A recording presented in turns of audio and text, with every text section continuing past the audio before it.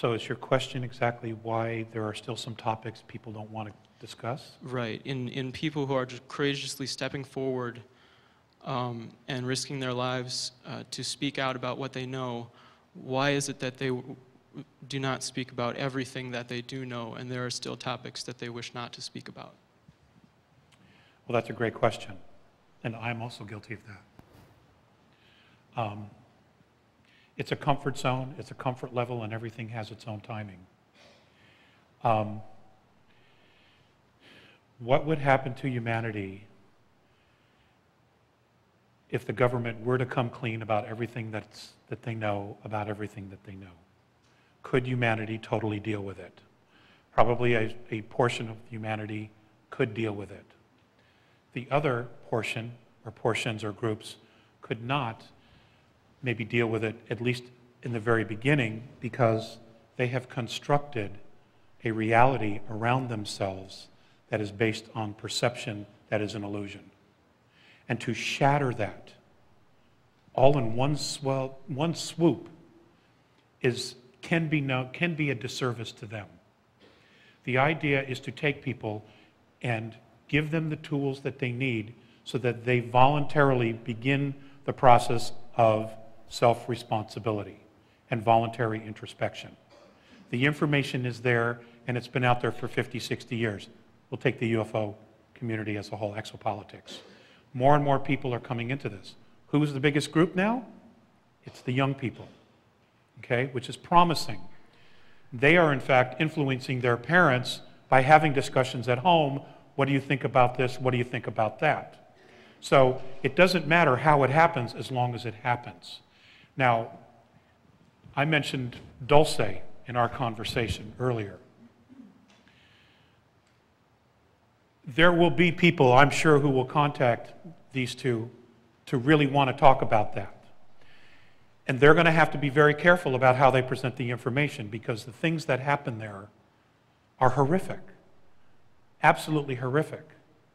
And they had to be dealt with, and they were dealt with. However, that element that was behind those atrocities still exists here, okay? And even I don't want to talk about that, okay? Because it involved women and children. And that's as far as I'll go.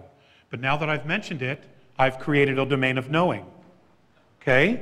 I've just created a domain of knowing. Now each of you will start going out, thinking about that, doing some research to pull that information to you. Because now you want to know. Okay. Thank you very much. You're welcome. Last two questions.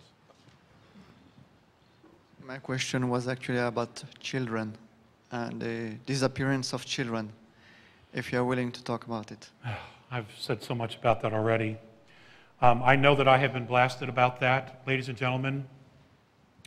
I absolutely know what I know about the missing children. And I'm not going to apologize for it, and I stand by what I said all those years ago, and I stand by it today. Okay, could you summarize, because we're aware of this as well, so if you could just, in maybe one sentence.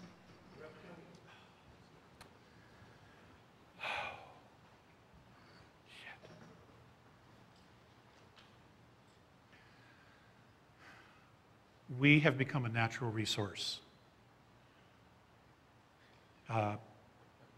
Very much how we've used cows. We use cows and other animals. We ourselves have become a natural resource. The younger ones are the most desirable because they're not tainted with chemical poisons in their bodies, because they're young. That's all I'm going to say. Laura Knight-Judzik has gone into this in depth, and Rich Dolan has also written a review of her book that's very positive, and Rich and Alfred Weber published an article about the subject. So if you want to investigate it further, because it's actually, I just want to augment what Alex is saying here, in the sense that the point is not to give you everything out on a platter, okay? It's for you to understand what's going on. The point is to give you direction What Alex is doing here is mentoring you, okay? He's giving you indications, and that's what our whistleblowers do, by the way. They don't tell you everything. They don't even tell us everything, but they give us the clues that we need to do the research necessary to find out the truth. And when you hit the truth, it gets you. You can tell. You know it. You want to be in denial, go right ahead. It's out there. The truth is out there. It is unbelievably out there.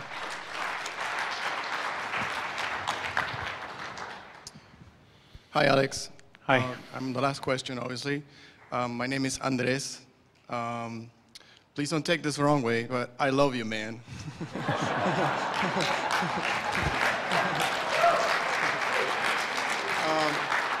My actual question is actually directed to the audience and to you. I was wondering if you wouldn't mind conducting a little mini meditation for all of us to direct our intention to change the future that we want to have. I was wondering if you would like to do that.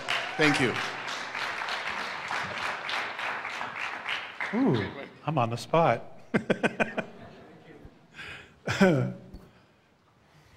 Well, this will be a first.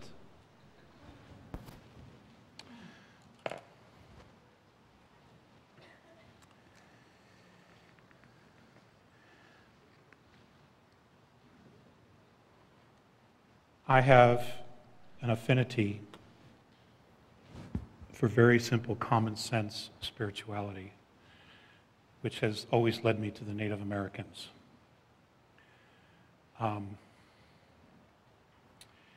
So what I will do is we'll close this with a Native American prayer. And that just happens to be the same prayer that's on the front page here that I have with me, and it's usually always the prayer that I go to. I change the words and make them my own after all these years, but for the purposes of this, it says exactly what I would want to say. Great Spirit, whose voice I hear in the winds, and whose breath gives life to all in the world. Hear me. I am small and I am weak, and I need your strength and your wisdom. Let me walk in beauty, and let my eyes ever behold the red and purple sunsets that you have created with me. Make my hands respect the things that you have made, and my ears sharp to hear your words and your voice. Let me learn the lessons that you have hidden under every rock and leaf. I seek strength not to be greater than my brother, but to fight my greatest enemy, myself. Make me always ready to come to you with clean hands and straight eyes, so that when my life fades as the fading sunset, my spirit can come to you without shame. Amen. Ladies and gentlemen, it's been an absolute honor for me. Thank you so much.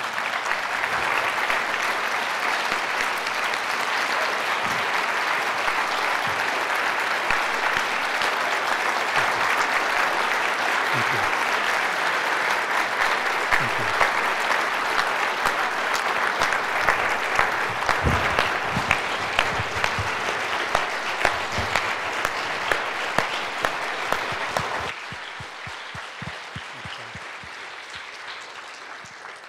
Thank you. Thank you very much. You honor us by your presence. Okay, we're going to take a break for lunch. I'm sure everyone's starving. And although you've been fed in another way today, spiritually. So we're going to lunch. We'll be back at 2 o'clock for Jordan Maxwell. And that will be a wonderful thing.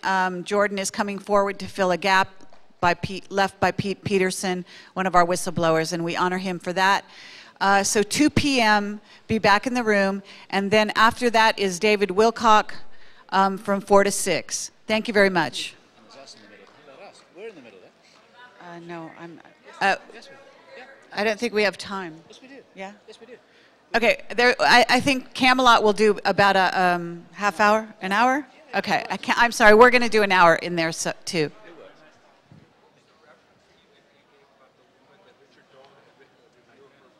Laura Knight Jedzik. She has